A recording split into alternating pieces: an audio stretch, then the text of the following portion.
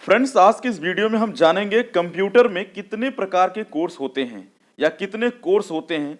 चलिए हम जानते हैं कंप्यूटर कोर्स के बारे में। सबसे पहले मैं आपको बता देता हूं, कंप्यूटर में मुख्य 4 कोर्स आते हैं। सबसे पहले मैं आपको बता देता हूं, कंप्यूटर में मुख्यतः 4 प्रकार के कोर्स आते हैं, जिसमें पहला है बेसिक कंप्यूटर कोर्स, दूसरा है सर्टिफिकेट कोर्स, तीसरा है डिप्लोमा कोर्स और चौथा है डिग्री एंड अदर कोर्स। वैसे तो कंप्यूटर में बहुत सारे कोर्स आते हैं। अगर आप सोच रहे हैं कि सारे कोर्स के बारे में हम जान लें, तो आप सारे कोर्स के बारे में आप जान नहीं पाएंगे, क्योंकि जितने भी कोर्स कराने वाले इंस्टीट्यूट होते हैं उनके पास सारे कोर्स अवेलेबल नहीं होते हैं। क्योंकि सारे कोर्स करा पाना यह संभव नहीं है, क्योंकि सारे कोर्स के लिए काफ़ी सारी व्यवस्थाएं करनी पड़ती हैं। अलग अलग कोर्सेज के लिए अलग अलग टीचर्स हमें चाहिए, अलग अलग फैकल्टी हमें बनाना पड़ता है। इसलिए इंस्टीट्यूट वाले इंपोर्टेड कोर्स ही अपने पास रखते हैं, जिसका उनके पास मान्यता होता है, अथॉरिटीज होती है।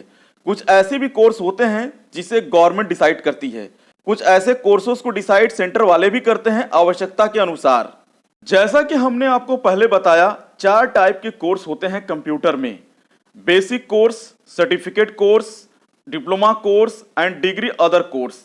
बेसिक कंप्यूटर कोर्स के बारे में हम पहले जानते हैं। बेसिक कंप्यूटर में ज़्यादा कुछ आपको नहीं सिखाया जाता है।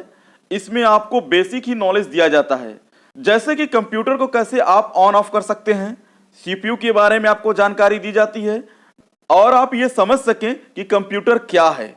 इसको करने के लिए आपको विशेष किसी योग्यता की जरूरत नहीं पड़ती है। यह कोर्स 5, 6, 7, 8 के विद्यार्थी भी कर सकते हैं, जो कि किसी स्कूल में स्टूडेंट को इसकी नॉलेज दी जाती है। कंप्यूटर में जो नॉर्मल काम किया जाता है वो सारे काम आप कर सकते हैं। उसके बाद हम बात करते हैं सर्टिफिकेट कोर्स की।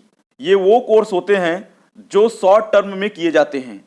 जैसे आप 10th या 12th के बाद लॉन्ग टर्म की कोर्सेज नहीं करना चाहते हैं, तो आप कोई भी सर्टिफिकेट कोर्स करके जॉब कर सकते हैं। सर्टिफिकेट कोर्स आप 10th या 12th के बाद भी कर सकते हैं। इसमें आपका समय बचता है, कम समय में कोर्स कंप्लीट भी हो जाता है, कम समय में आपको सर्टिफिकेट कोर्स मिल जाते हैं। अगला हम बात करते हैं डिप्लोमा कोर्स के बारे में। ये वो कोर्स होते हैं, अगर आप 10th या 12th पास कर लिए हैं तो आप डिप्लोमा कोर्स कर सकते हैं। डिप्लोमा कोर्स करने के बाद आप किसी भी कंपनी में बड़े ही आसानी से इंटरव्यू जॉब के लिए दे सकते हैं। अगर आप सेलेक्ट हो जाते हैं तो आप वहां कार्य कर सकते हैं। इस कोर्स को आप अपने पढ़ाई के साथ साथ भी कर सकते हैं। अगला हम जानते हैं डिग्री एंड अदर कोर्स के बारे में। तभी जॉब आप कर सकते हैं जब तक आपकी डिग्री कंप्लीट नहीं हो जाती, लेकिन कुछ लोग दोनों काम एक साथ कर लेते हैं। अधिकतर ये देखा जाता है कि अपनी पढ़ाई भी कर रहे हैं और अपने किसी भी टाइम में जाकर कोर्स भी कंप्लीट कर लेते हैं। डिग्री कोर्स में सर्टिफिकेट कोर्स भी आ जाते हैं। जैसे आपने 10th या 12th पास कर लिया है, किसी जॉब को करने के लिए आपको ग्रेजुएशन करना पड़ता है। ठीक उसी तरह आपको कंप्यूटर में भी डिग्री कोर्स करना पड़ता है। यह सभी कोर्स नॉर्मल नहीं होते हैं। डिग्री कोर्स जो होते हैं वो 3 या 4 साल तक के होते हैं, क्योंकि यह काफी लंबे टाइम तक ये कोर्स चलते हैं, जिन्हें हम डिग्री कोर्सेज कहते हैं।